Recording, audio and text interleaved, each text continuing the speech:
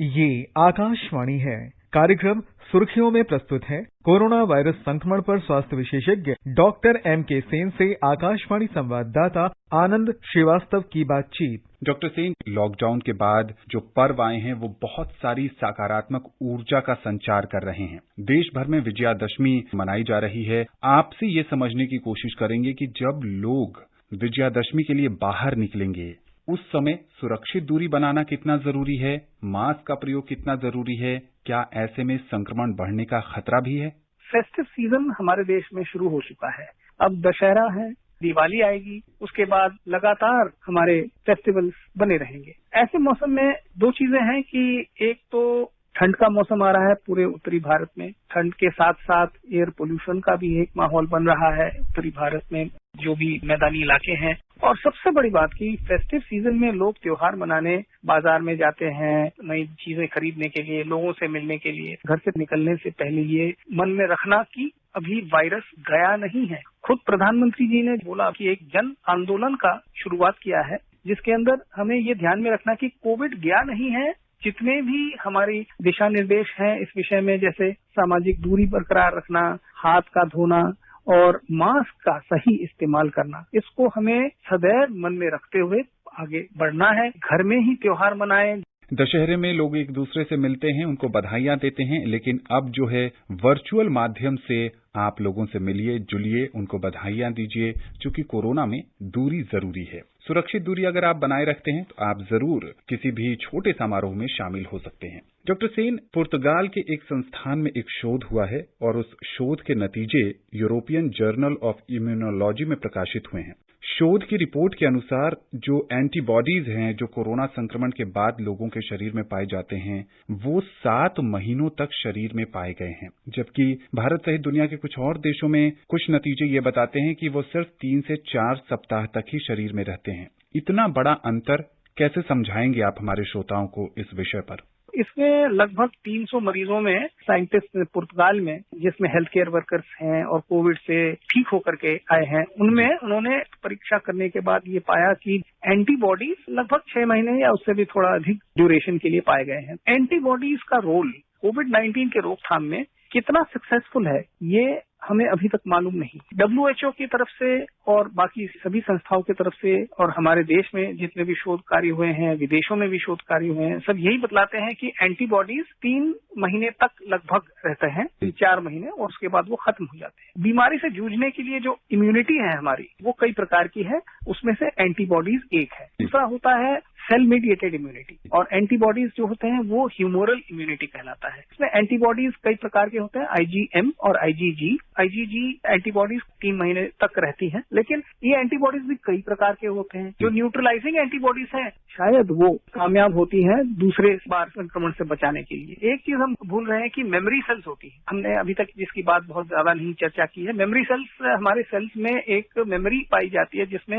ये परवर्ती काल में अगर दोबारा संक्रमण होती है तो फिर वो सेल्स अपनी मेमोरी से वो निकाल लेते हैं कि भाई ये तो एक शत्रु है और इसके अगेंस्ट हम जंग छेड़ दें। कई हमारे पास फ्रंट्स हैं, केवल एंटीबॉडीज ही नहीं है, और एंटीबॉडीज भी कितनी देर तक रहती है ये बहुत अधिक मायने नहीं रखता है, क्योंकि हमारे पास और भी मैकेनिज्म्स हैं। सबसे बड़ी बात है कि एंटीबॉडीज, जैसे मैंने बतलाया कि हमेशा अगर वायरस में म्यूटेशन आ जाता है तो एक प्रकार का एंटीबॉडी दूसरे म्यूटेटेड वायरस के अगेंस्ट कामयाब नहीं होता। डॉक्टर सेन, भारत में पिछले कुछ दिनों के अगर ट्रेंड्स देखें तो टेस्ट ज्यादा संख्या में हो रहे हैं, लेकिन संक्रमण के मामले कम आ रहे हैं। ये पॉजिटिव साइन है?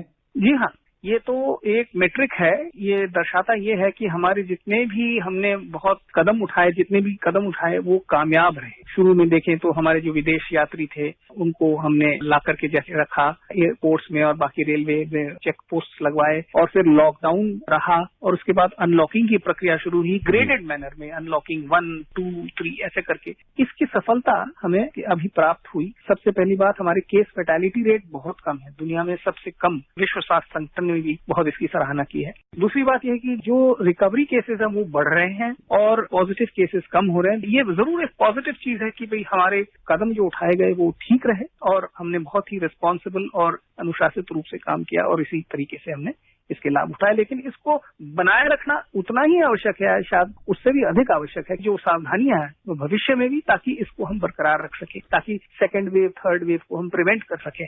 प्रधानमंत्री भी बार बार देशवासियों से अनुरोध करते हैं और डॉक्टर सेन भी कह रहे हैं कि देश के एक जिम्मेदार नागरिक होने के नाते सरकारी दिशा निर्देशों का पालन करना बेहद जरूरी है, ताकि जो कोरोना प्रबंधन के क्षेत्र में भारत ने अब तक सफलता हासिल की है उसको आगे भी बनाए रखें और कोरोना से विजय प्राप्त करने में सरकार की मदद करें। डॉक्टर सेन की जब मास्क को उतारते हैं तो उसमें क्या सावधानी बरतें कि जो फ्रंट लेयर पर अगर कोई वायरस है भी तो वो नाक या मुंह के जरिए शरीर के अंदर न जाए?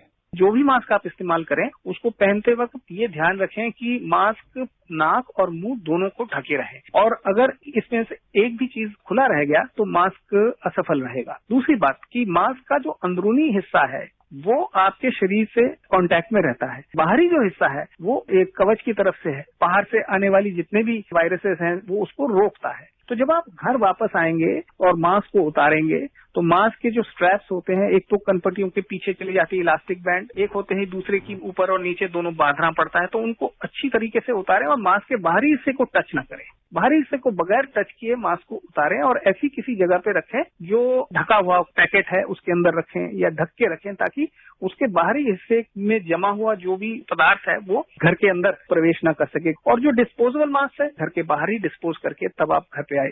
और जो वॉशेबल मास्क है अच्छी तरह से गर्म पानी साबुन से धो करके धूप में सुखा करके तभी उसका इस्तेमाल करें। डॉक्टर सेन, बुखार नहीं है, सर्दी जुकाम नहीं है, लेकिन स्वाद और गंध की शक्ति कम हो गई है, तो क्या ये कोरोना हो सकता है? कोविड-19 के कई लक्षण अभी पाए गए हैं, जिसमें से बुखार का होना और सर्दी जुकाम और गले में खराश, ये तो सबसे कॉमनली पाए जाने वाले सिम्टम्स हैं। स्वाद और गंध, ये दोनों जो इंद्रियां हैं, ये नाकामयाब हो जाना, ये भी एक बहुत कॉमनली ये पाई जाने वाली एक सिम्टम्स दोनों है। और अगर किसी व्यक्ति को ये दोनों सिम्टम्स होते हैं तो सोच के दायरे में कोविड-19 को लाना आवश्यक है। वो अपने स्वास्थ्य केंद्र में जाके अपनी जांच करवाएं और डॉक्टरी सलाह लें। डॉक्टर सेन, अब आप बताएं कि कैसे कोई ये समझे कि वो कोरोना से पूरी तरह ठीक हो गया है?